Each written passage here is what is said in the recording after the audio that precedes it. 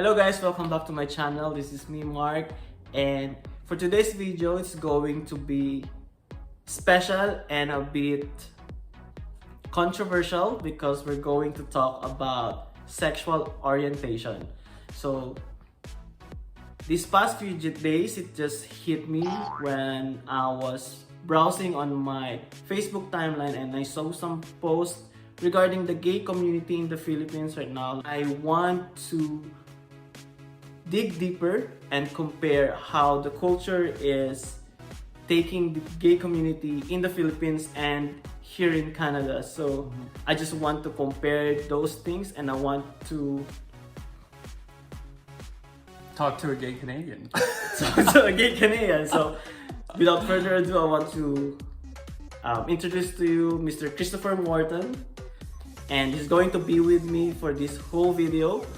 And just like what I've said, we're going to talk about the sexual orientation. So great. No, I'm really appreciative to be here. I think it's a great topic, and I think it's really interesting how you can compare both cultures, especially considering what might be going on. So I've got lots of experience in the gay culture. I've been out for a very long time, so I'm very pleased that Mark had asked me to contribute to this. So yeah, so I'm just going to ask some questions along the way, and this is just going to be like a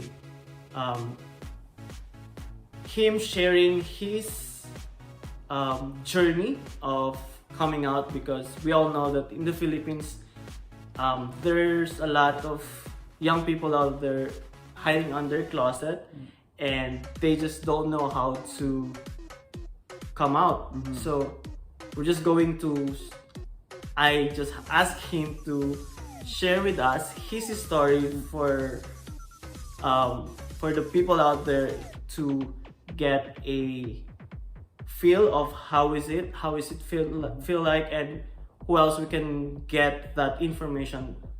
But for one person who have gone through that process. So okay, to start with, I'm just going to ask you, did you ever had a girlfriend?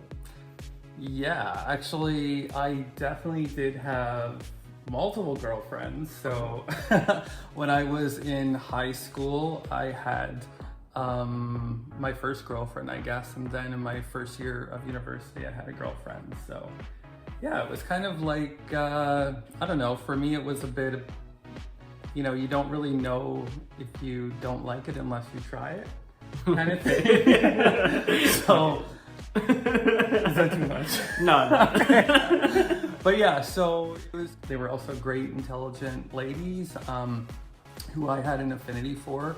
And ironically, they both pretty much looked the same. But other than that, I guess I had my own style of who I liked for girls, but whatever. Yeah.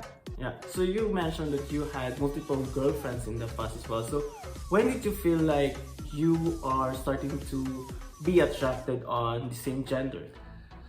Yeah, that's a huge question. So I remember being super young and, obviously being with my parents and living at home.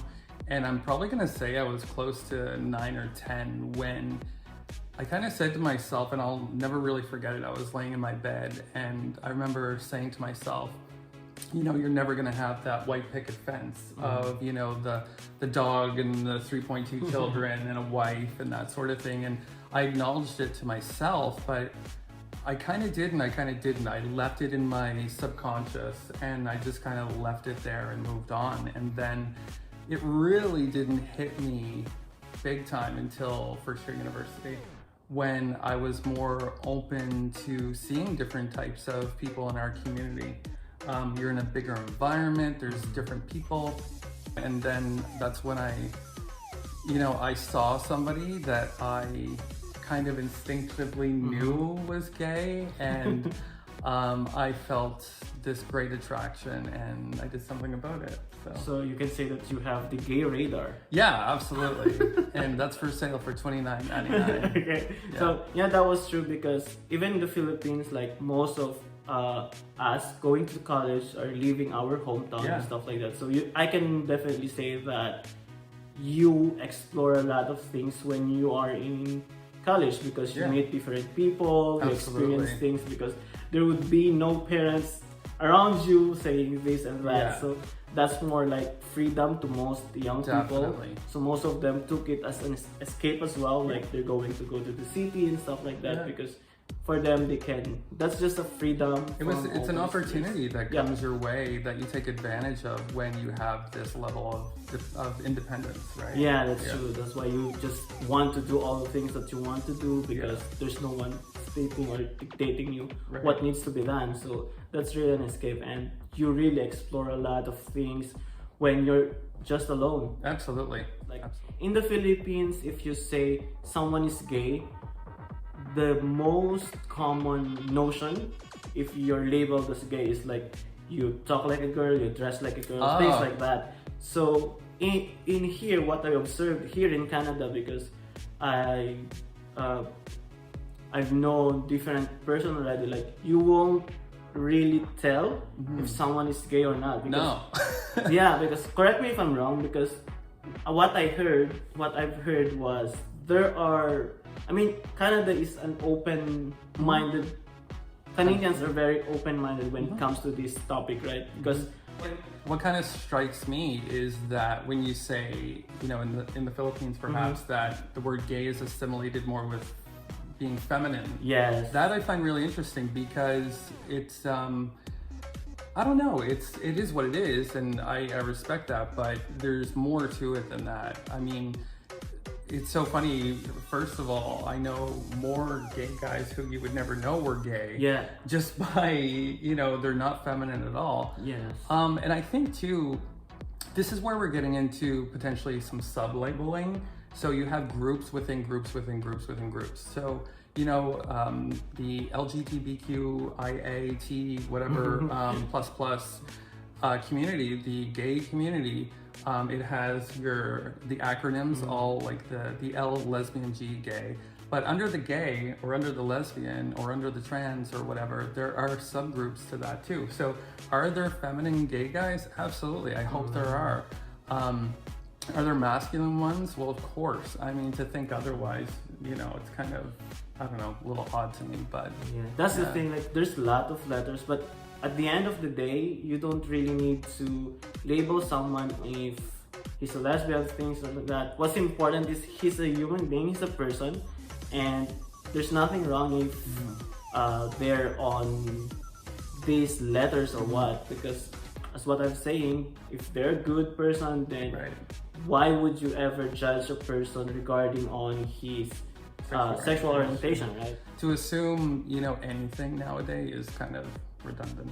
But, Yeah. One thing more that hit me is that the people here, even your prime minister was attending the Pride Parade and stuff like that. Like, they really embraced the gay community, like as a family. Like, there was no racism at all here.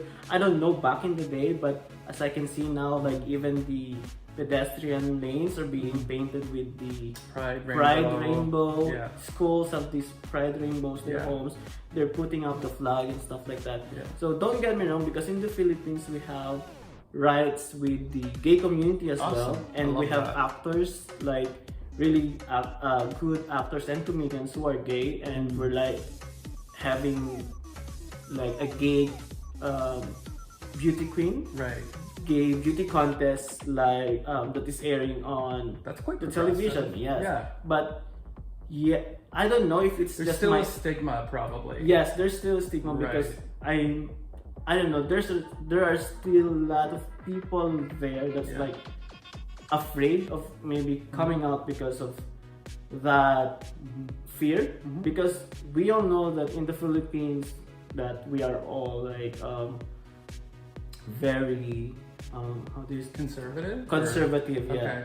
And that's maybe the fear, like yes, we do embrace these stars, these personalities that are gay, but what happens if it's going to be you who's going to come out of the closet, and that's going to be a different story.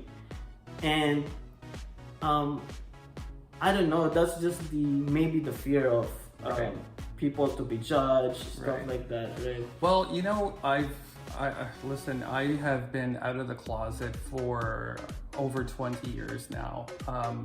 And I've seen a huge transition, and I'm sure it will happen in the Philippines as well, if I'm understanding it correctly. Like back when I came out of the closet in 1995, I mean, some of you probably weren't even born yet.